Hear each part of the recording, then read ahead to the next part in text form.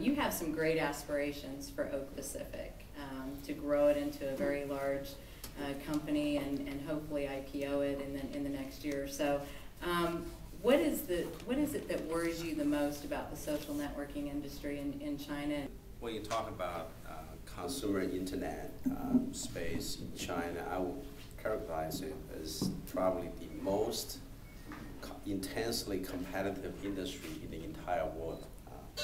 And that can be probably, if you look at the number of companies engaging in one similar business model, let's say when YouTube sold themselves to Google at 1.6 billion, suddenly in China there are 300 YouTube copycats. And when Groupon raised the money at a $1 billion valuation, it was 400 copycats in one day. So that tells you that's an objective measure about how competitive it is. So I think for every company in that space, the primary worry would be, I think, the three dominating giants, what we call BAT. It's basically an evil BAT, which represents three companies. B represents Baidu, Alibaba, and A represents Alibaba, and T represents Tencent QQ. These three companies, the combined value now is probably close to $100 billion. And in my imagination, these are the three giant trees living in a forest dominated by small brushes and small trees. And they have their roots very deep into the ground, sucking up all the nutrients from the earth. and if you have a little tree, very close to their trunk, and it's very difficult to survive because basically 30 feet below ground there's no water.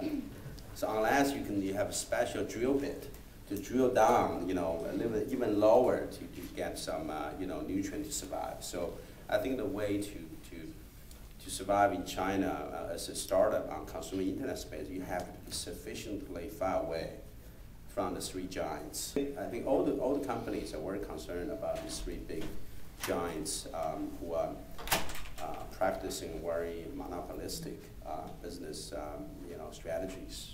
If they see something that they like, they don't buy the company that's already there. They just go in and they go in from below, suck up all the nutrients. They go in from above and cover all the sunshine. The company died. But you seem to have done pretty well.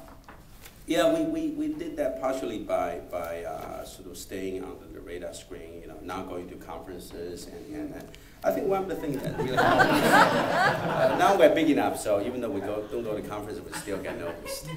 I think it really helped. The YouTube really helped us, because when YouTube sold to Google, there were 300 YouTube wannabes got created. It sucked up a lot of money and it sucked up a lot of entrepreneurs, and so when Facebook took off, nobody noticed. And because we started, Chen, which is really the first real name-based social networks, we realized the potential of this business. When we add the face to Chen, it's going to be a killer. So we do the same thing. We didn't promote. We just stay quiet, and all the competition, all the smart entrepreneurs went into the video space. So we managed to get sufficiently big to carve out a niche for us. Without getting kind of sucked Without up getting, by the bat. Yes. Okay, good. You spent a lot of time in Silicon Valley. Yes, and, used to. Yeah, used to, not so much anymore. How did that shape your entrepreneurial style, your thinking, your business strategy, and does that give you an advantage to maybe some of the other China companies that you compete with in China? Do you think that that's an advantage for you, having that experience here in Silicon Valley and that development? I think it's probably initially when I started my first company, it was one advantage because being educated here and speaking the language and sharing different the same value system allow us to raise money a little bit easier than the local entrepreneurs, which basically there are two kinds of entrepreneurs in China. One is called sea turtles, like me. The other is called local pancake turtles. Which in Chinese is 图鳖. So basically, you might need to explain what a pancake turtle is. Pancake turtle is basically a turtle with a soft shell on the edge with a pointed head, which are more ferocious, and they eat small fish for a living. So, but increasingly, as the competition intensifies, I think the local pancake turtles are increasingly doing better because they have the support of local money, and they're more ferocious. So even for sea turtles, to survive, they have to become more localized pancake type in order to survive. So I think eventually that's no longer advantage coming out of here. Coming out of here and having that entrepreneurship. Well, maybe that leads into the next question that I have. We meet with a lot of companies in the Bay Area and technology companies, and one of the things which we find interesting is they believe that innovation and creativity has maybe not gotten to the level in China that it has here in the U.S. So that innovation and creativity, do you believe that there's a difference there between China and the U.S. and do you think that that's an advantage that we may actually have as in kind of the value chain? I think Silicon Valley will be the center of technology innovation for a long time because the ecosystem here, the two great universities and the ecosystem, service industry, entrepreneurs, engineers here is unparalleled in the world. I mean, the Beijing tried to duplicate this type of environment, it cannot.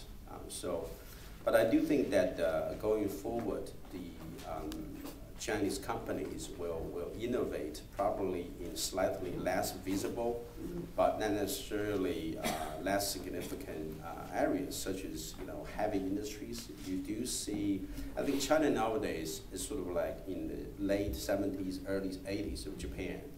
They're following the same footsteps Japan did.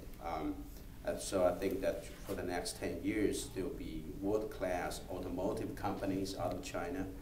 There will be like heavy industry equipment manufacturers out of China. There will be even medical equipment companies out of China competing. They are publicly listed companies in medical equipment competing with Philips and GE. Mm-hmm. Even though China has said for their next 5-year plan, indigenous innovation and really trying to develop that, that would still be kind of a powerhouse for the U.S. as part of go forward for maybe at least the next 5-10 years? I think Apple and Facebook and Google type of innovation leadership will continue to stay here. But the Toyota, the Honda shipbuilding, the medical equipment type of leadership and innovation will gradually shift to China because I think Chinese, just like Japanese, they have a long history of growing rice. If you go to a rice paddy, in order to do well in that business, you have to get up every day, 300 days in a year. And you keep working on a tiny little piece of land and trying to improve the yield. So after doing that for thousands of years, I think the DNA determines that if you're not careful, you're not going to survive. So basically, I think the DNA exists there in Japan and China or any rice-growing country to do well in manufacturing or optimizing existing system. Tell me a little bit about Kai-Shen. There's a little bit of controversy around that. Kai-Shen is a little website we started last year after seeing another website doing really well with a similar business model, which was like a social gaming platform. Another website is called Kai-Shen 001. So we saw that growing really fast. We didn't know why. We basically launched the Kai-Shen to see how fast it can grow, and it turned out it's growing really fast. But just like in history, anything that goes up really quickly tends to go down also very quickly. So that's what happened for the past year or so. I think both Kai-Shen 001 and Aura Kai-Shen sort of peaked last year. I think around October, and I think both sides went down quite a few times in terms of traffic. So that tells me that a gaming-centric platform is not going to be long-lasting. To build a long-lasting communication platform, platform, you have to focus on everyday need, which is communication. So that's what Renren did. So recently we combined Taixing and Renren as one website focusing on communication. That's a long-lasting need. We want to be the best in that.